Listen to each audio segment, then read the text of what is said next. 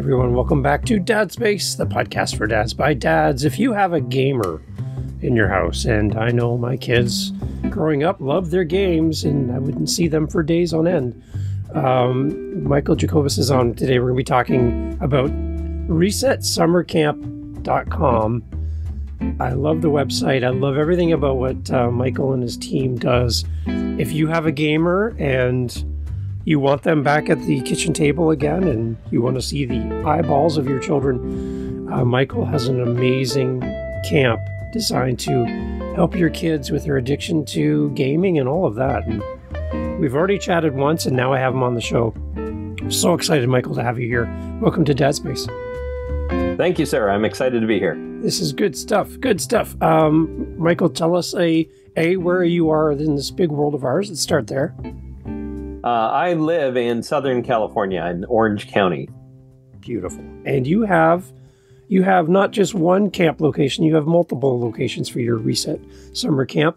Tell everybody, what is Reset Summer Camp, and how did all this start for you? This is an amazing story for me. I love this. Okay. Well, when I was a kid, I went to summer camp. I grew up going to summer camp. Then I became a junior staff member, and then a regular staff member, and finally a program director and a camp director. I've had summer camp in my blood my whole life. So I have been a camp director for over 35 years. And typically those are traditional camps, like Boy Scouts and YMCA or church camps, and the kind of camps that kids are excited to come to and, sign up for next year before they leave this year. And, all of that kind of stuff. That's my background. But I'm also a dad. And of my 3 now grown children, my oldest, when he got into high school, he became addicted to the online video game World of Warcraft. Right. And I didn't know anything about gaming addiction. I didn't know gaming addiction was possible. His mother and I, would have daily battles, daily arguments with him. His grades were failing. I mean, it was a white knuckle fest to get him through high school. And it always kind of bothered me that there was nothing to send him to, no kind of intervention. He wasn't so bad that we needed to consider a wilderness program or a therapeutic boarding school. Not that I knew that they existed either, or that we could afford those kind of things. Yeah. And then in 2018, when every kid in the country or the world seemed to be addicted to the video game Fortnite, and the World Health Organization declared gaming disorder as a diagnosable thing. Right. I took my love for summer camp and its transformative effects on young people and hooked up with a clinician who works in Los Angeles, and we created Reset Summer Camp. Reset Summer Camp is a 4-week residential program, and it focuses on digital detox and life skills for teenagers. I'm on your website too, and the one thing I see as well, which we'll get into later, is you actually have a course now online for parents as well to kind of help them. So we can talk about that a little bit as well, right? Yeah, we just created that online course this past December, so it's barely a month old. Good. But we created it so parents could access our program year round. I talk to parents every week wanting to know if we have any after school kind of programs or weekend programs or spring break programs. And Reset, to do a quality digital detox, I really need the kids for 4 weeks, which is why it's 4 weeks long. And it's on a university campus. The kids are in dorms. They have roommates. We change the roommate assignments every week because life is uncomfortable and you need to get used to being in uncomfortable situations. We all go to bed at 9:30 with lights out at 10. And as you can imagine, no teenager today is sleepy at 10 o'clock at night. No. But we wake them up at 6:30 in the morning and gather at 7 and go to breakfast at 7:30. We have a really rigid sleeping and eating schedule. So by the time the 4 weeks is over, they're actually reset, which is why we called it that, back to who they were before they got lost in their digital addictions. They've made social connections with real in-person, real life other kids who, upon arrival, wouldn't make eye contact, didn't speak, had horrible social skills. Wow. And by the end of the 4 weeks, they're sad to leave because they've created bonds with my staff and the other kids at camp. But we created the online program so parents could pretty much do what we do at camp year round. It's a lot of work for the parents. It's a much cheaper option than sending your kid to camp. But we also created it for parents who, camp is too far away. It's in July, and like right now, it's February. But also, it's not the cheapest camp around. So if you can't afford it, if it doesn't fit your schedule, you can do it yourself at home with the help of our online course. Great. Geographically, where are the locations for your camps currently? This summer, the U.S. camp is in Santa Barbara, California, and the Canadian camp is just about an hour's drive east of Montreal in Quebec. Good. Awesome. Is there plans in the future to grow this even more? Yeah, we are talking about opening an East Coast location in North Carolina and maybe one in Texas. I don't want to have too many locations because I like keeping it small and keeping it as a really solid quality program. The Canadian program is a licensee, and it's a gentleman I've known for years who's got a background in special needs camping. So that'll be a good quality program as well. And then I do get requests from other countries. And, I'm in talks right now with South Korea, India, Australia. Wow. But it really needs to be, a quality program with the right therapist on staff and the right location to do the life skills that we do. Because we have a culinary program. We teach the kids how to cook and about smart shopping. We teach them to do their own laundry and how to pump a tank of gas. But we also have, summer camp fun. We go to the beach once a week. We go ziplining. We, play volleyball and have music. I mean, it's summer camp. It's just summer camp with a therapeutic twist. Wow. Okay. So, Michael, is everybody that comes to Reset Summer Camp fully bought in as a camper, or are they coming maybe against their will to this camp? Well, that's funny because most kids who arrive at our program are not excited to be there. No. Which is completely different from my traditional summer camp background, like I said, where kids are signing up for next year before they leave this year. I get calls from parents all the time saying, how do I convince my kid to go? Because they won't, he refuses. And I'll say, show them a wilderness program website and show them a therapeutic boarding school website and show them our website and say, this has gotten out of hand. You're going to one of these programs this summer, so pick one. Okay. Invariably, they'll pick ours because it's only 4 weeks. It's co-ed. It's, near the beach. It's not the punishment they think it is. They're just worried about not having access to their video games or their phones for their social media. I'd say probably 2/3 of the kids who come to our program are boys who are into gaming. Yeah. The rest are girls who are more into social media. Oh. We do get some boys who are into social media and girls who are gamers, but it's more rare. And then we'll get a handful of kids who are what we call streamers. So they're just constantly absorbing content, be it Netflix or YouTube or porn, or they're just constantly absorbing video content, but it's not necessarily a game or a social media. Wow, that's interesting that it's beyond just gaming, right? That's amazing. I can't imagine getting a whole group of Fortnite fans in one space and they're not allowed to look at Fortnite. That's got to be so frustrating. They're like, oh, I could show you this, but they can't do any of that. So that's got to be an interesting. Well, what's funny is they all have this online addiction, in common, and they all don't want to be there, and they all hate us and hate their parents for sending. So it kind of creates this tribal us against them thing, which from a therapeutic standpoint works out great. Go ahead and hate us on the first day. That's perfect. It's the indifferent kid that is hard to reach, but the kid who hates us, it's easy. And after a couple days, I tell my staff the first week's going to be rough because these kids are up till 2 a.m, drinking Gatorade, eating Doritos. Their eating habits are horrible. Their sleep patterns are horrible. So, you're not going to get a lot of sleep the first week. Yeah.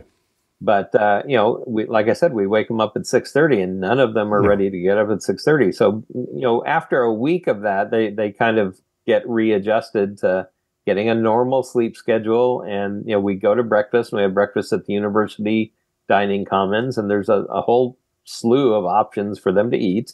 We restrict, the desserts and the sodas and things like that, but in general, they can eat what they want. And it really brings them back to who they were before they got lost in digital addictions.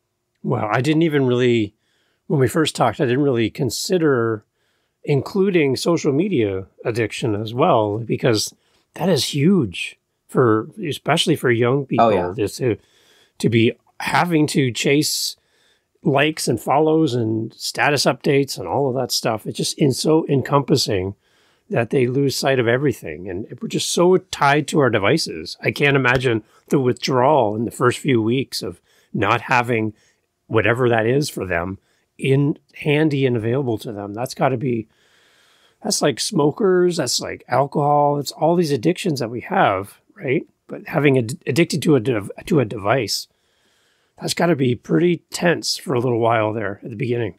Yeah. I'll ask the kids, how many of you have ever posted a photo of yourself or any photo on social media and then taken it down within an hour because it didn't get enough likes?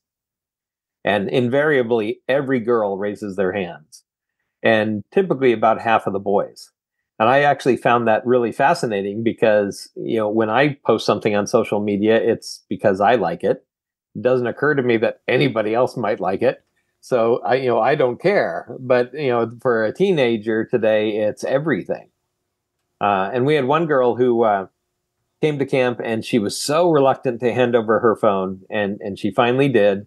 But she was just distraught for the first 2 days because the last image she saw was her best friend at a local pizza parlor with her family, and in the background was another friend. And that's all the picture was. But she was convinced that they waited till she left for camp to have this, fun friend pizza party to deliberately exclude her, not invite her, and they hate her, and now she's here for 4 weeks, and her life is just hell. And our clinician actually got so bad that our clinician contacted the mom and had the mom contact the friend's mom and found out that it was just a family pizza. There was no event. There was no party. There happened to be another kid from school that she knew that was also there, but it was a news flash to her that nobody thought about her. It wasn't to exclude her. They don't hate her. They didn't give her a single thought, but she lives and dies on social media. So that's immediately. So the idea of the Reset Summer Camp, Michael, is not to completely erase, say, Fortnite or Instagram or whatever from somebody's lifestyle and what they love and what they enjoy. It's not about removing it completely. It's about just bringing back a refocused attention on what's really important and maybe a more of a balance to how we do life. Is that the idea? Yeah, exactly. The very first day when the kids arrive, we tell them that nobody here will ever tell you never to play a video game again. Nobody will ever tell you never to be on social media again, because that's just not the reality of the world we live in. But, this is not punishment camp, even though they all feel they're being punished. This is learn how to get what you want in life camp. And 20 hours a day of gaming or YouTube is not going to get you there. So we do classes throughout the 4 weeks about what big tech actually wants from you. And it's not your fun and your enjoyment. It's your time and your money and your friends' time and their money. We do what's your financial footprint, and we go through what they think they cost every month. And we talk about, rent and gas and how many Ubers do you take? How often do you visit Starbucks? How many online, subscription services do you subscribe to? What's your cell phone bill? And who's currently paying all that?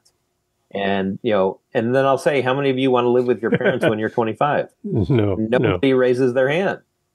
And I'm like, well, you're on the path to do just that unless you get a handle on your life. So you can have a healthy balance. You can play your video games. But you need to get enough sleep. You need good nutrition. You need to do good in school. You need to be a good member of your family. You need to have outside real world activities, and gaming or social media can just be an add-on to that. It doesn't need to be an all-encompassing piece of your life. I think the big challenge from a parent's perspective is that it may be that as parents, we're not so technology based. We don't really understand technology. We're not even maybe as into it as our kids might be. So we don't understand the impacts and the effects that all of this tech has on our kids. Because to us, it's like, it's nothing. It's nothing to us. It's like a television show. I could watch it. I don't have to watch it. Big deal. And so it seems like we kind of downplay how powerful it can be as far as a grip over our kids until we just don't see them anymore. They're down in the basement. They're in their room. They're just like absent. All of a sudden, where is everybody? And everybody's on their devices or doing whatever. For the parents that are not tech savvy, just explain how this grip is so real and what you're seeing when these kids come through the door. Well, the kids today, a lot of their social life is online, and that's through text messaging, through chats, through comments, through posting on social media. The gamers are more chatting in formats like Discord or the chat boxes within the game. And we'll tell the kids that that's fine. If that's the world you're living in, then that's fine. But it still needs to be within a healthy balance. And it's funny, when I talk to a group of parents, I'll say, what's the one thing that we as parents like more than anything at home? And I'll advance the screen on my PowerPoint and I have the word quiet that pops up. And I'm like, we like it quiet. And we tell ourselves they're up there doing their homework, or they're studying or whatever. And they're not. They're playing a video game. They're on social media. They have their earphones in. You can't hear what they hear. And yeah, it's quiet, but you're not getting any result. And it's funny, when I interview therapists to come work for us, I get a lot of them who say they're addiction specialists. And typically that means drug and alcohol. And that is not the specialist I'm looking for, because drug and alcohol addiction is different. You need to stop doing that. You need to never do it again. You need to get into a 12-step program, find a sponsor, whatever you need to do to stop doing that. We are actually similar to a food addiction. You need to eat. True. You just don't need to eat 20,000 calories every meal. So it's more of a behavioral change than a stop everything change. I'm glad that you clarified that, Michael. That's really important for people to clue into. What I love, Michael, is from your expertise for the dads and the families that are listening to Dad Space. Is there any kind of indicators that we as parents can kind of put up as like a little radar in our home that kind of goes, wait a minute, maybe I missed this, and maybe I need to kind of take a look at this in my home with my kids? What are some other things beyond the silence in our home that make us kind of go, we really need to look at our kids, and maybe Reset Summer Camp might be perfect for our kids? What kind of things should be beyond the radar looking at when we interact with our kids at home? Well, I'm smiling because I get this question all the time. Good. And if a parent asks me, how do we know if there's a problem? Chances are they already know there's a problem just by asking that question. The first thing you can do is, if you go to my website, resetsummercamp.com, a pop-up window shows up, and you can download for free a PDF file that is the top 8 signs that your teen might be at risk for technology addiction. Good.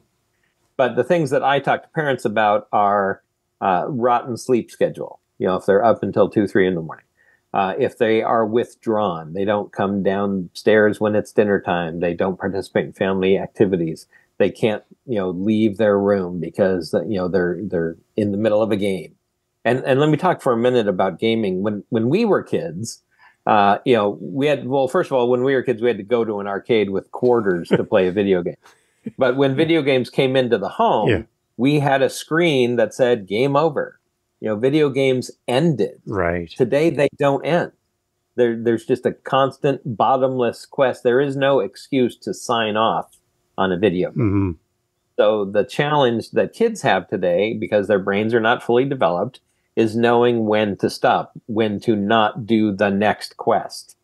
And very often, they have friends online that they're playing with, and they don't want to be left out. There's that fear of missing out kind of thing. And I tell parents to communicate with the parents of their kids' friends, and all agree that, 9 o'clock at night, we're going to turn off the game. So nobody's missing out because everybody's logging off. But I also had a therapist I talked to once, and he said that our generation are digital immigrants, because we grew up outside of the digital age and Right. then came into it. Yeah. And kids today are digital natives because they've grown up with digital devices. And then another therapist I work with said, I don't like the digital native reference. It's more like they're digital orphans, which I like much better, because a digital orphan has nobody ahead of them to show them what's dangerous, what's not, what's a good device, what's a good social media platform. You know, they're digital orphans. Wow. So the biggest challenge I have with parents is that they try too hard to be their kid's friend and not hard enough to be their kid's parent. And I tell parents all the time, your kids will have plenty of friends throughout their life. You need to be, I hate to use this word, but the disciplinarian, the rule maker. You need to lead by example. You need to be the parent, set the boundaries, set the rules, and stick to them. Sure, there might be a tantrum here or there. There might be some bad language, some bad behaviors. We get it at camp every year. It'll pass. Yeah. If you stick to your guns. But so many parents are just so reluctant to even start the conversation. There has to be thousands and thousands of stories that come to mind when you think back at your interactions with the kids and with the families. When they've graduated the 4 weeks, they're all done, they're ready to pack up and go home again. There's got to be some really big gems in your mind that pop out to you as the leader of this, that just reinforces for you that this is a good thing. We need Reset Summer Camp. Can you kind of reflect on that a little bit? And maybe something that pops to mind is kind of as they're packing up and getting in the car to leave, what kind of comments coming back to you from your campers or the families that really stuck with you over the years? Well, what's funny is, when they pack up and they're ready to leave, the kids are reluctant because they established new friends and made new connections. So they're not excited to leave, but they're also excited to get back to their games or their devices and things like that.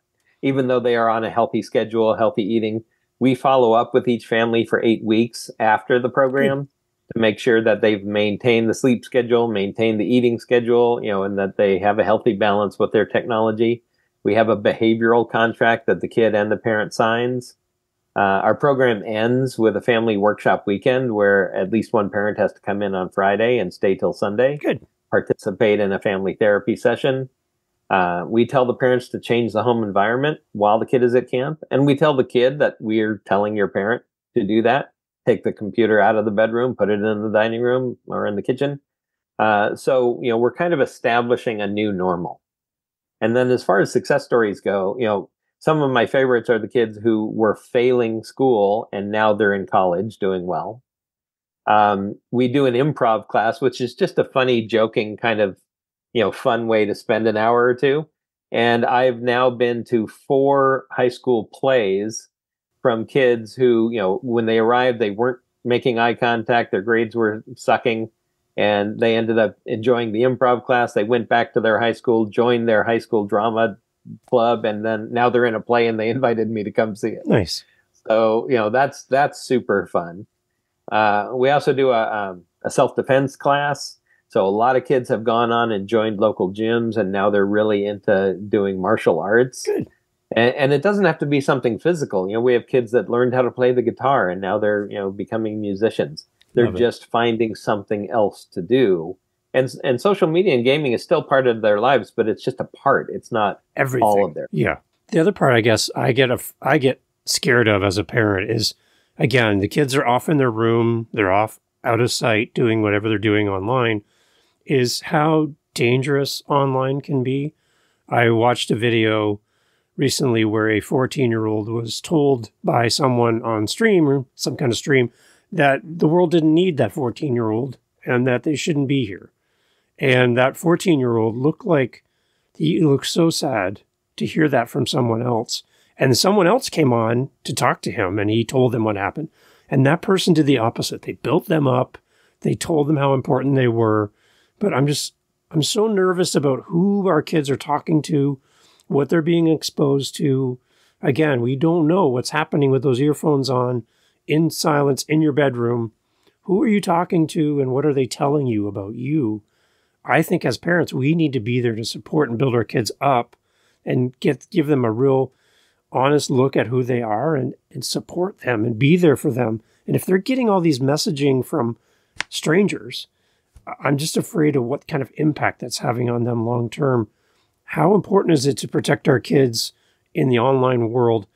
As a parent, again, maybe a non-techie parent who doesn't understand what's going on, how important is it for us to shield our kids from some of that negative influence online? Well, I steer away from the word shield. Okay. Because you can only protect your kids so much. Okay. We recommend to parents to remove technology from the bedroom, put it in a family central location. Good. Like the dining room or the kitchen. We also suggest removing all technology from the bedroom. So if your kid is used to waking up with their cell phone as their alarm clock, go to Walmart, buy a $4 alarm clock, put it on the dresser, not on the table next to the bed. So you actually have to get up out of bed to go turn it off, and then you're up. Yeah. And don't let them sleep with their cell phones. Yeah. Have those on a charger in the master bedroom. Some parents put a padlock on the closet door with a power strip in there so you can't access your cell phone when you're supposed to be sleeping. We also recommend getting rid of the earphones completely. So you'll hear the gunshots and the explosions if they're playing a violent video game, but you'll also hear what's being said. Yeah. Now, in terms of kids getting messages like text messages or Instagram chats or things like that, you can't protect them from everything. So what I recommend parents to do is have an open, non-judgmental check-in with their kids starting on a daily basis. Like if your kid plays a video game, create a character and play it with them. You might think it's the stupidest thing in the world, but it's important to your kid. Yeah, exactly. So learn what it is that's important to them, see what they're doing, see why they're on this quest that they're on, see who's chatting with them and who they're chatting back with. Brace yourself for some bad language and some abbreviations you don't understand. Yeah. But if you do it in a non-judgmental way, you can say, what does that mean? Oh, okay, I understand. Same thing with girls, mostly on social media. And this is much more difficult. When I talk to moms, I'll say, have your daughter show you her social media. And don't say, oh my God, you posted a picture of yourself in that outfit, because that'll immediately shut her down. Yeah. The thing is, if she did post something, she's already posted it. So you need to have a non-judgmental conversation. You just want to see. You want to see what she's commenting on. You want to see who's commenting on her stuff. Ask her about her friends. And, it's so funny because I had one parent say, well, my child's best friend at school is Asian and we don't speak Chinese. That was her excuse for not reaching out and contacting the kid's best friend's parent. Mm. And I pulled out my phone. I opened up Google Translate. I said, I spent a month in China teaching summer camp, systems, and I don't speak Chinese either. But you can use the Google Translate. It'll be broken. It won't be great, but you can get your message across. Yeah. So, there's no excuse to not step up and know what your child is doing and who they're doing it with, and to establish yourself as the parental control. So they're not super late at night doing these things, and they're not doing these things when they should be studying, sleeping, involved with family, or doing schoolwork. Yeah. So, Michael, if there's a parent listening to this and they're like, I want my son or daughter to hear this episode. And so far, we've been talking really heavily focused on the parent side of all this. I would love to spin it now to the student that's listening to this, because their parents are making them listen to this episode, to hear you talk to them directly, to the student, about, okay, so my parents are thinking about sending me to this camp. I don't know who you are. I don't know anybody out of your staff. I don't know what's going to happen. I'm a little bit hesitant that I might not like any of this. If you could talk to the student that's been handed the phone to listen to this episode and have a little bit of time with them, what kind of messaging do you have for that student about Reset Summer Camp? Well, the first thing I would say is your parents are considering sending you to our program because they love you and they want what's best for you. Yeah. And they've recognized a problem, even if you don't recognize it, of excessive screen time, be it gaming or social media or whatever. And we understand that it is super important to you, but it's also hindering, your availability and success in the other areas of your life, be it schoolwork, home life, family time, or getting enough sleep. We talk about sleep every day at camp. And so when you come to camp, like I said, Nobody's going to tell you you can't play a game. Nobody's going to tell you you can't be on social media. The camp is about getting a hold of who you really are, getting you to recognize a healthy balance in your life, and exposing you to some new activities in the real world with kids who are struggling with the same things that you are that you might not have experienced before. We do, like I said, we do lots of different sports. We do volleyball, basketball, we do frisbee golf. We do a lot of different activities from music to art to self-defense. We do yoga, and we do a lot of life skills. So like I said, the cooking class is one of our most popular classes, but we teach you about smart shopping. We teach you how to do your own laundry. And if you're thinking you don't need these skills, you do, because there will come a time when you've graduated high school or you've gotten your GED or you're ready to move out and be on your own, be it going to college or getting your own apartment. And you need to learn and have the knowledge of how to care for yourself. And that's all we do. It's Reset. Yeah. So it's not the punishment it sounds like. No. As well, Michael, if there's somebody listening to this and they're interested in sponsoring Reset Summer Camp and maybe helping with some of the finances that go along with this, I can't believe this is a cheap endeavor by any means to pull all this off. Is there a way that people can donate to Reset Summer Camp that maybe not sending their kids, but they just want a gift to you and your organization? Well, we've had that question a lot, and I'm actually thinking of starting something like a GoFundMe or something for that purpose. I haven't yet, so you could just email me. Okay. If you go to my website, resetsummercamp.com, at the bottom of the front page is my personal cell phone and my email address, so you can reach out and contact me that way. But like I said, from a summer camp standpoint, we're pretty expensive. From a therapeutic residential treatment standpoint, we're the cheapest game in town. Yeah, it's amazing. I love it. And then you talked about that behavioral contract that you have at the end of the 4 weeks with a family. Any key elements to that we can kind of highlight for the benefit of a listener? Well, the behavioral contract is more of a fill in the blank kind of thing. Yeah. It's an agreement between the parents and the child that the child will do XYZ in exchange for so much time on their phones or their video games or whatever. And it's unique to every family. It also depends on how dependent on the devices the kids are. We don't introduce it until the end of the 4th week, so the kids are pretty well detoxed from whatever it is anyway. So it's really just a framework to continue the family conversation. Good. No two are alike. The one thing I will say is the parents need to be in agreement. We discuss that during our screening process. We discuss it in the very first module of the online course. Very often, typically a mom sees a real serious problem with screen addiction, and the dad's like, "Oh, it's no big deal. It's fine." Yeah. And so my advice to parents is if one of you sees a problem, there's a problem.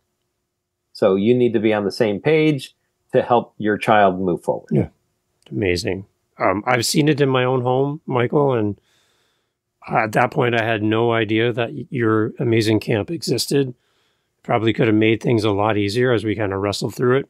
Thankfully, my kids have kind of grown past it to some degree.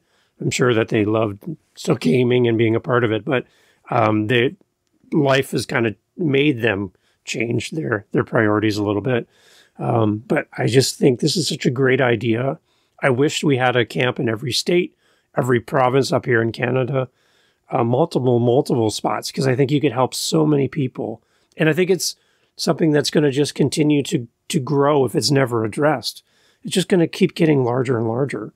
And for the sake of our kids, to have a well-balanced life, to see them excited to do life every day, to get away from being talked down to or made fun of or feeling like they're missing out on an online platform. Be present in the home. Like the whole idea about having family dinner time just seems so strange and foreign now, to have everyone with feet under the table at dinner, where growing up that was normal. That was right. Expected.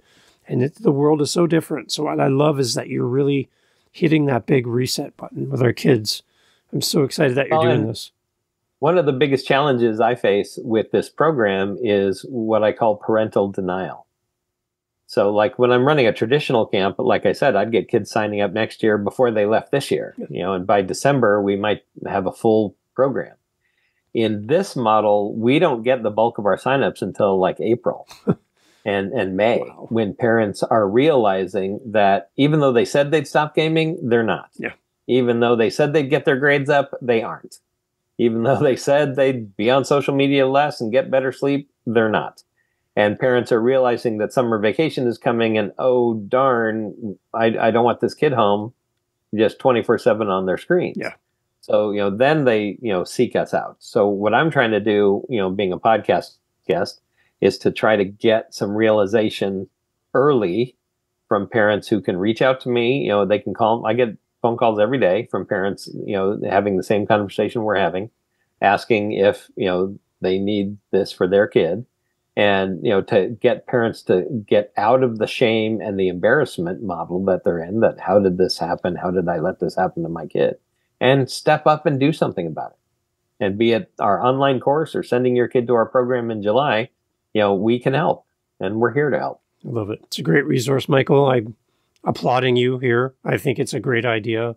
I hope that this never ends and just continues to grow, and you see the results coming back to you every single time you go through the program with these kids. Thank you for doing this. Of all the things in life you could be doing, there's probably a lot of self-serving things that could have brought you a lot of money and success.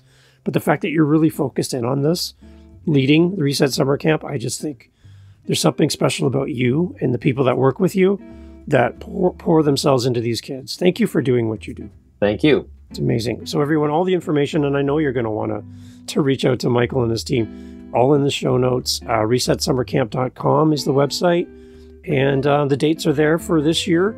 And the online course is there for parents as well. So make sure you go there and check out the site. It's a great site. There's video clips where they've been featured in the news as well. And I would love for you to reach out to Michael and have the conversation. If this works for you and your family, I think you're going to benefit. Michael, thank you so much for doing this. Yeah, thank you. It's been a pleasure. Awesome. Hey, thanks for listening to Dad Space today. I'm so thankful that you were here for this episode. If you like the show, please let another dad know. Hey, that kind of rhymed. Anyways, share the episode out with somebody in your circle who would love Dad Space. That means so much to us here, for our guests who donate their time to be on the show. And we just want to see this grow. So, again, another rhyme. Oh, wow. Anyhow, I think I need to write a song or something. Thank you for being here with Dad Space. And again, looking forward to the next episode.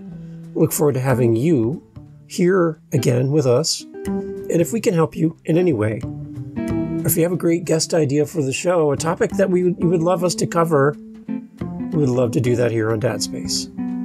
So thanks for listening, and thanks for being part of the community. And to you, Dad, thank you for listening, and thank you for sharing Dad Space. Catch you on the next one. Take care.